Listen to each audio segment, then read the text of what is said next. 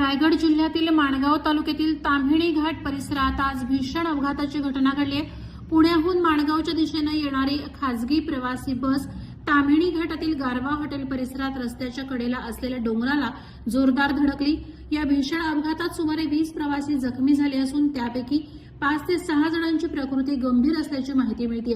अपघातानंतर बसमधील प्रवाशांमध्ये एकच गोंधळ उडाला।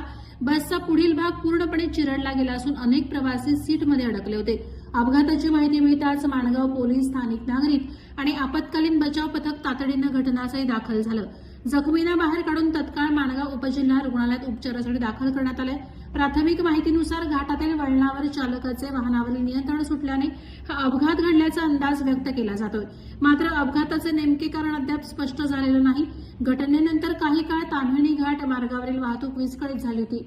अपघाताची माहिती मिळताच पोलिसांनी घटनास्थळी पंचनामा केला असून पुढील तपास सुरू आहे। दरम्यान जखमींच्या प्रकृतीकडे प्रशासनाचं लक्ष असून आवश्यक ती वैद्यकीय मदत दिली जात असल्याचं माणगाव पोलीस ठाण्याचे निरीक्षक निवृत्ती बोराडे यांनी सांगितलं।